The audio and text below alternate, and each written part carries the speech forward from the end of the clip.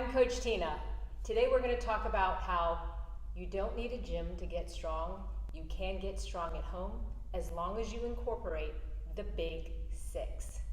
Let's get started. I know working out at a gym seems ideal or seems necessary to get strong. I admit that I do enjoy going to a gym, and it's because I live in a small urban apartment. However, not everyone has a gym near their home or a fitness studio they like to go to, and it is possible to get strong at home as long as you incorporate the big six. So I'm going to go over that today. When you're constructing, if you're not using a program like our Straight Up Strong or some kind of personalized program that a remote coach like me would create, you can still get benefits of incorporating your 6 big movements every time you work out. And I'm going to go over that right now today with you. The 6 include, I'll list it first, a squat, a push, a pull, a hinge, a lunge, and then a carry. A carry also means a core. And I'm going to go over each movement with you today. So squat, I think, is pretty self-explanatory. If you're going to be doing strength, ideally you work your way up to a weighted squat. So the squat could be 2 dumbbells doing squat like this, or you could even have just 1 heavy dumbbell. You hold it goblet style, so these squats like this. So that's number 1. You always want to have some sort of squat pattern, because in life we do the squat pattern all the time since we were a little kid pooping. You have to, when you're 70, be able to sit down on a toilet. Ideally, you don't want to have to use guardrails. And being able to squat throughout your life is a necessary move. So that's why you want to incorporate the squat. Number 2, when we say push, think of it as just a movement you have to do in everyday life as well. There's only so many ways your body moves. This is what I mean by a push. You're going to either be pushing something overhead, so that would mean pushing, the exercise would be an overhead press. You could be pushing in front of you, which means you'd be lying down on the ground, doing a chest press, so you're going to be pushing away. It could also mean coming up onto your balls of your feet and your hands and doing a push-up. And remember, the push-up can also be done off of an incline. So pushes are always pushing something away from you. A weight, the floor, even a body weight dip is considered a push. So that's an example of a push. Pull, number 3. Think of it this way, anytime you're moving around in your everyday life, either pushing something away or you're pulling something towards you. Pulling something towards you here. This is where you can use a resistance band. If it was with dumbbells, I'll give you an example. You can either be in this position pulling towards you, even a single arm pull. Arms are close to the body, I'm pulling. Or I could even have a resistance band. Let me grab it so you can see. I could even be seated and pull. So it's still working the muscles being able to pull. So that you can do with weight or with bands.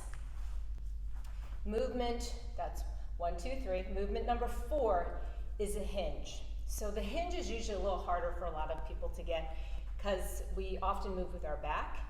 A hinge means bending at the hips. See how my hips are bending? My butt's going back. I'm not squatting. I'm bending more at the hips. And when I do this, I'm working my posterior chain, which means I'm working my glutes and my hamstrings. I'll feel a stretch here. So hinge variations will look like this. With the dumbbell, keeping the dumbbells close to my legs, I'm going to hinge. Do you see how my hips are doing a lot more bending? So this is a hinge pattern. This is also a hinge, using a one-legged hinge. And while that's a little bit more on the advanced side, another version of a hinge, which everyone can access, is a glute bridge. So lying on the ground, palms up. I'm going to hinge. See, I'm still that same pattern. It's bent, it's straight. So this is another version of a hinge. I can do a single leg hinge, lying down as I can when I'm standing up. So hinge patterns is always more hip bend than it is knee bend. The next, number 5, always try to incorporate something like this, is a lunge pattern. Lunges are not beginner movements because as you get older, the balance becomes harder, which is why you want to always lunge for your entire life because you don't want to use it. It really is use it or lose it.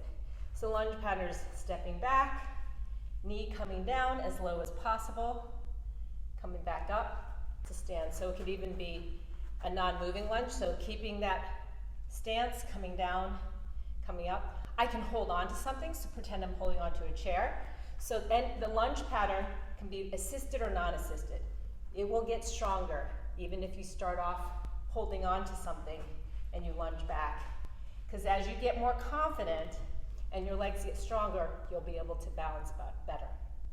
So that's the lunge pattern.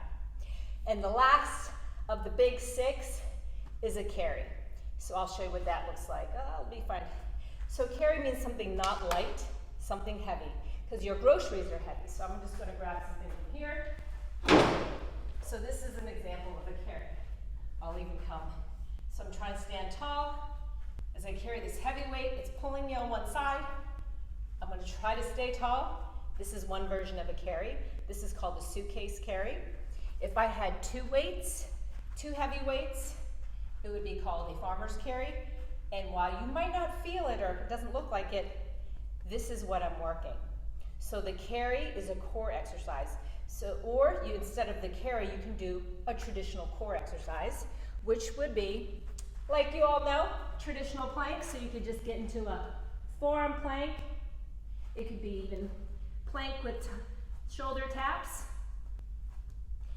So the core / carry is essentially working this.